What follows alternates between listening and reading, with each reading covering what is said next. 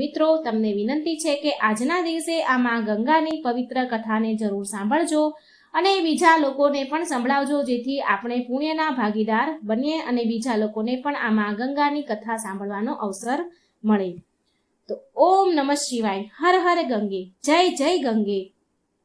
ઓમ નમો ગંગાએ વિશ્વરૂપિણી નારાયણી નમો નમઃ.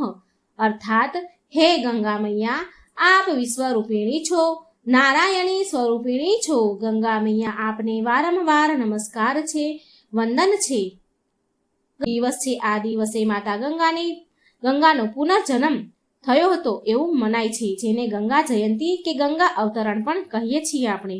પ્રિય ભક્તો, આ દિવસે વિશેષ માતા ગંગાનો ફરી પુનઃ આવિર્ભાવ થયો હતો. માન્યતા અનુસાર આ દિવસે ગંગા સ્નાન દાનનો ખૂબ જ મહિમા છે.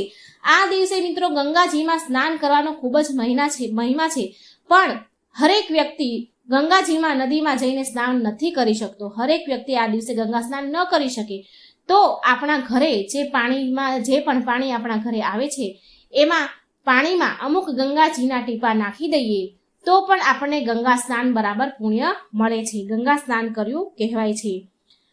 ગંગા સપ્તમીની વ્રત કથાને સાંભળવાથી સ્ત્રી પુરુષોના બધા જ પાપ દુઃખ નષ્ટ થાય છે તથા મોક્ષ પ્રાપ્ત થાય છે. પદ્મ પુરાણ, બ્રહ્મ પુરાણ અને નારદ પુરાણ જેવા પવિત્ર ગ્રંથોમાં ગંગા સપ્તમીનું મહત્વ અને કથાનો ઉલ્લેખ મળે છે. હિન્દુ પૌરાણિક માન્યતા અનુસાર એવું માનવામાં આવે છે કે દેવી ગંગા સૌથી પહેલા ગંગા દશેરાના દિવસે પૃથ્વી પર આવ્યા હતા. પણ એકવાર એવું બન્યું હતું કે ઋષિ જનહુ એ ગંગા નદીના જળને એમણે પી લીધું. આમ તો દેવતાઓ અને ભગીરથના અનુરોધ કર્યા પછી ઋષિ જનુએ વૈશાખ મહિનામાં શુક્લ પક્ષની સપ્તમીના દિવસે એકવાર ફરી ગંગાજીને છોડી દીધા.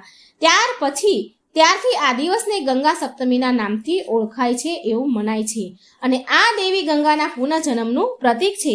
આની સિવાય ઋષિની જાંઘમાંથી ગંગાજી ઉત્પન્ન થવાના કારણે ગંગાજીને ઋષિગણની દીકરીના નામે પણ ઓળખાય છે, માટે દેવી ગંગાને જાહ્નવી પણ કહેવાય છે અને પરિણામ સ્વરૂપ આ દિવસને જનુ સપ્તમી પણ કહેવાય છે. તો આજે મિત્રો હું તમને સંભળાવવા જઈ રહી છું ગંગા સપ્તમીની બહુ દુર્લભ કથા, પૌરાણિક વ્રત કથા, જેને આપ સહુ ભક્તગણ પૂરા મનથી અંત સુધી જરૂર સાંભળજો.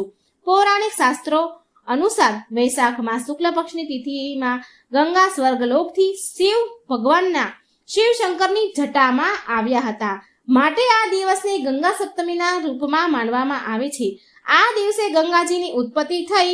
આ દિવસે ગંગા જયંતી અથવા વૈશાખ શુક્લ સપ્તમીના દિવસે ગંગાજી જયંતી કે ગંગા ઉત્પત્તિનો દિવસ ગણાય છે અને જે દિવસે ગંગાજી ધરતી પર આવ્યા હતા, પૃથ્વી પર અવતરિત થયા હતા, એ દિવસે ગંગા દશેરા જ્યેષ્ઠ શુક્લ દશમીના નામે જણાય છે. આ દિવસે માં ગંગાનું પુનઃ અવતરણ થયું હતું.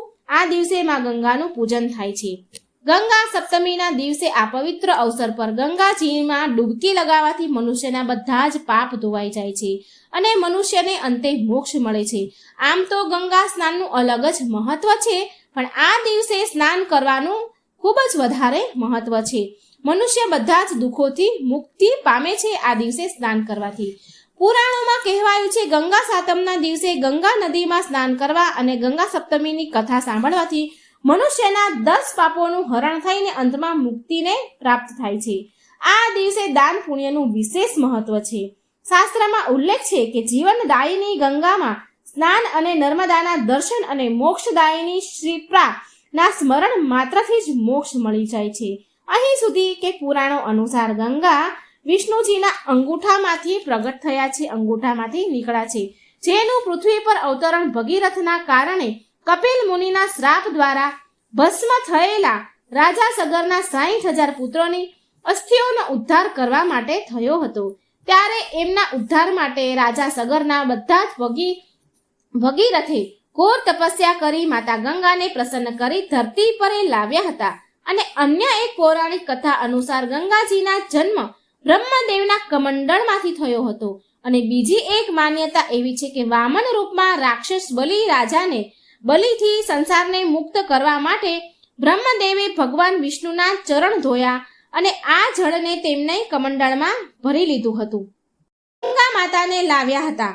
અને એક અન્ય કથા અનુસાર જ્યારે ભગવાન શિવે નારદ મુનિ, બ્રહ્મદેવ તથા ભગવાન વિષ્ણુની સામે ગીત ગાયું હતું, તો આ સંગીતના પ્રભાવથી ભગવાન વિષ્ણુને પરસેવો વહી ગયો, પરસેવો નીકળ્યો અને તે પરસેવાને બ્રહ્માજીએ તેના કમંડળમાં ભરી લીધો અને આ કમંડળના જળથી માતા ગંગાનો જન્મ થયો હતો. તો પ્રિય ભક્તો, આ ગંગા સપ્તમીની કથાની શરૂઆત કરતા ચાલો આપણે સાંભળીએ માતા ગંગાનો મહિમા. માતા ગંગાના પાણીમાં નહાવાનો મહિમા કેટલો છે અને કેવી રીતે સ્નાન કરવું જોઈએ એ બધું આપણે આ કથામાં સાંભળીશું. એક સમયે શિવજી અને માતા પાર્વતી હરિદ્વારમાં ભ્રમણ કરી રહ્યા હતા. તો માતા પાર્વતીએ જોયું કે બધા જ મનુષ્ય ગંગાજીમાં નાહી નાહીને હર હર ગંગે કહેતા બહાર નીકળી રહ્યા છે, પરંતુ છતાંય પણ બધા દુઃખી અને પાપપરાયણ છે.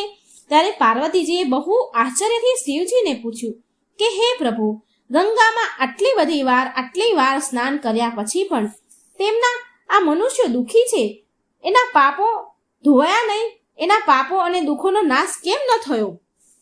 શું ગંગામાં હવે પાપ ધોવાનું સામર્થ્ય નથી રહ્યું કે શું? શિવજી બોલ્યા કે દેવી પાર્વતી, ગંગામાં તો હજી એ જ સામર્થ્ય છે પાપ ધોવાનું, પણ આ મનુષ્ય લોકોએ પાપ નાશીની ગંગામાં સ્નાન જ નથી કર્યું, તો એમને લાભ કેવી રીતે મળે? પાર્વતીજી આશ્ચર્યથી બોલ્યા કે સ્નાન કેમ નથી કર્યું? આશ્ચર્યથી બોલ્યા મા પાર્વતી, બધા તો નજર સામે જ આપણી નાહીને આવી રહ્યા છે, હજી સુધી તો એમના શરીર પણ નથી સુકાયા. એટલે ભગવાન શિવ બોલ્યા, આ લોકો તો માત્ર જળમાં ડૂબકી લગાવીને આવી રહ્યા છે, આનું રહસ્ય હું તમને કાલે સમજાવીશ દેવી પાર્વતી. હવે બીજા દિવસે બહુ જોરમાં વરસાદ થયો.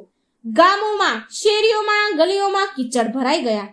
એક પહોળો રસ્તો હતો, 4 રસ્તા હતા, ચારે બાજુ કીચડ હતું અને એક વચ્ચે મોટો ખાડો હતો.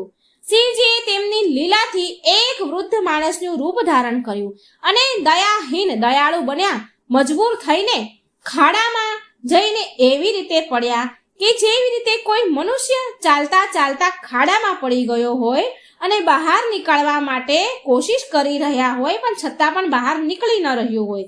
પાર્વતીજીને શિવજીએ એવું સમજાવીને ખાડા પાસે બેસાડી દીધા કે જો તમે લોકોને બૂમો પાડીને સંભળાવો, એવું કહો કે મારા વૃદ્ધ પતિ અકસ્માત રૂપ ખાડામાં પડી ગયા છે, કોઈ પુણ્ય આત્મા મારા પતિને નીકાળીને એમના પ્રાણ બચાવે અને મારા જેવી અસહાયતાને સહાયતા કરે. શિવજીએ પણ કહ્યું કે જ્યારે કોઈ મને ખાડામાંથી બહાર નીકાળવા તૈયાર થાય ત્યારે તમે એ વ્યક્તિને એટલું કહેજો કે ભાઈ, મારા પતિ સર્વથા નિષ્પાપ છે અને એ જ એને અડી શકે, સ્પર્શ કરે જે સ્વયં નિષ્પાપ હોય.